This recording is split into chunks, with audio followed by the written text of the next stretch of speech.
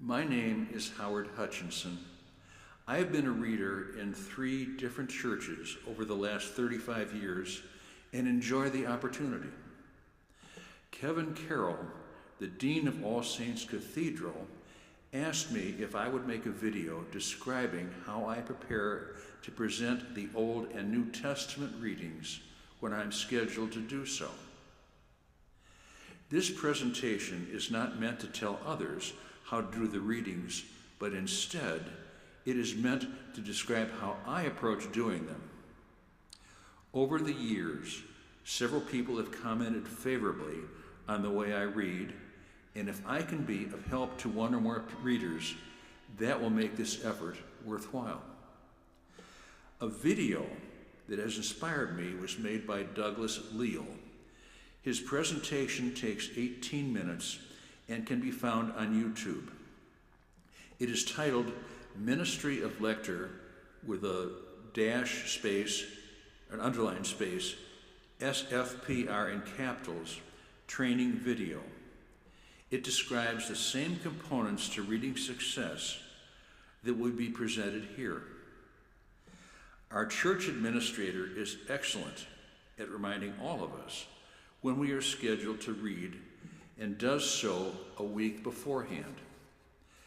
When notified, the first thing I do is go to my computer and look up the Episcopal Lectionary. Going to the appropriate month and week, I can find readings scheduled for the Sunday I will be reading.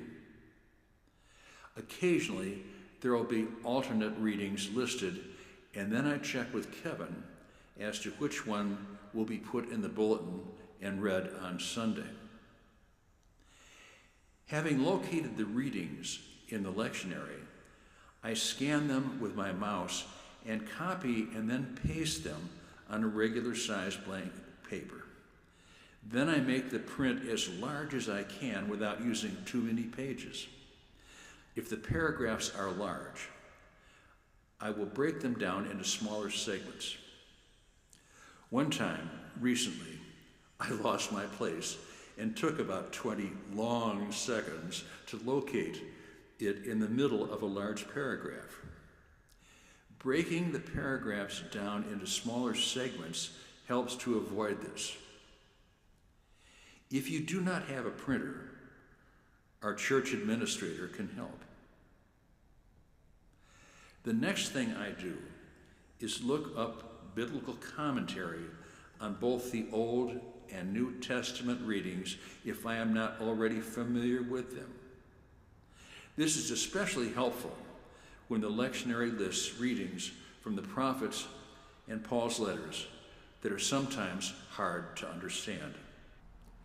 Next, I begin to practice the readings. My goal is to go over each reading out loud 10 times. I will underline words that I think should be emphasized and circle words that I tend to stumble over.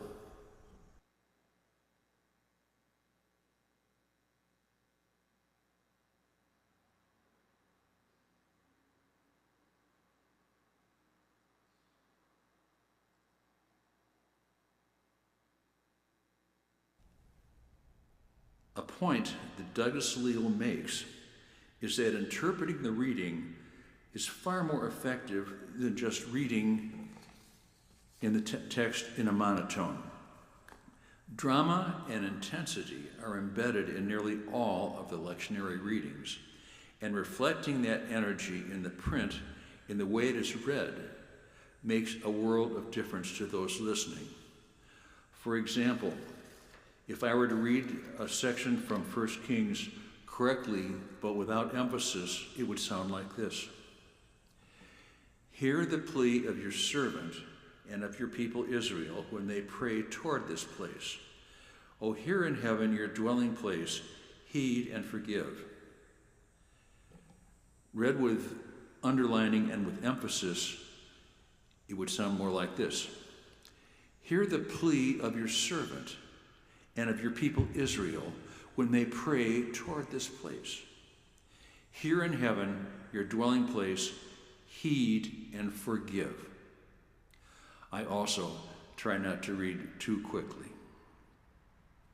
On Sunday that I am reading, I try to be at church at least 15 minutes before the service to check if the mic is on and to adjust it in advance. I recommend that the person doing the reading sit with the choir from the time before the service begins through the prayers of the people. The choir will be completely accommodating, and sitting next to the lectern saves the lector the time and distraction of commuting back and forth from the pew to the lectern 3 times during the service. When it is time to pass the peace, the reader can inconspicuously return to the pews. When reading, the Leal video emphasizes the importance of smiling when reading calls for lightheartedness. He also emphasizes making eye contact with the congregation by scanning a phrase and then reading and then reciting it while looking at the congregation. I find this difficult, but keep trying to do better at doing it. Leal makes the point that the lectionary readings are the way we remember who we are as Christians, how we got to be here. He notes that the Old and New Testaments tell our story in the same way that we tell family stories at Thanksgiving or other family gatherings.